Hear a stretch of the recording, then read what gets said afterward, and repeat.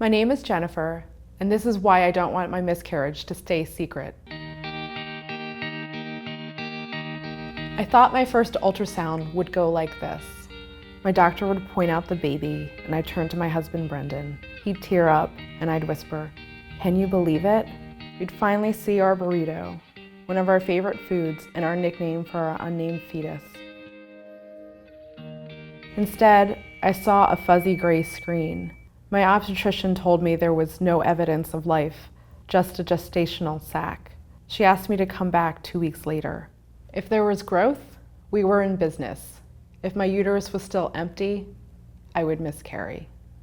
I worried every day that nothing was growing inside of me. Still, I religiously read mommy online forums where other women saw the fetus at their second ultrasound. This gave me hope. But the second ultrasound showed there was no baby. Talking to my doctor, I was completely calm, asking when we could try again. "Everything's going to be okay," Brendan said. It wasn't until later that I curled into a ball in our bed, sobbing.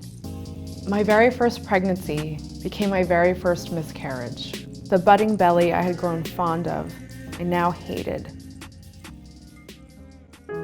No one I knew ever posted to Facebook, "I had a miscarriage today." I told a few close female friends, and that's when the stories started coming out about their own miscarriages. One friend was going through a miscarriage at the same exact time I was. Another suggested I check out #IHadAMiscarriage. I thought I was alone, but it seems so many women had miscarriages. Many of us were still grieving. Meanwhile, in subsequent checkups, I was still pregnant, even though my body was slowly bleeding. A month later, my OBGYN scheduled a D&C to remove what was inside of me.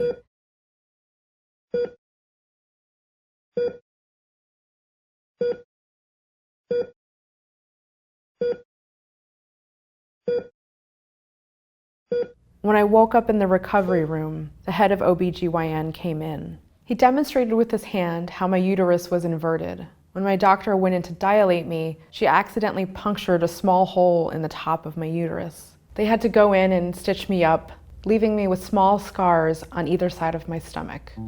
A group of medical workers were walking through the maternity ward. "Congratulations," one woman said to me.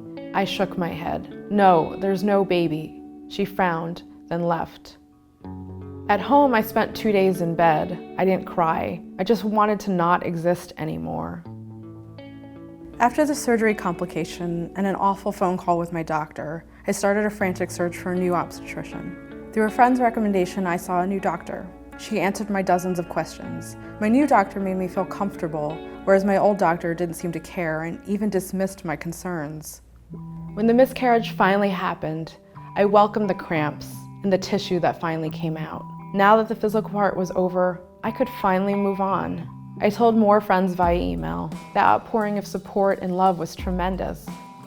2 months later, Brendan and I were shopping at Target. I accidentally wandered into the baby section with rows of cribs. Suddenly my heart raced. Tears were coming, so I ran out of the baby aisle and found Brendan. All I had to say was, I went into the baby section. He pulled me into a giant hug.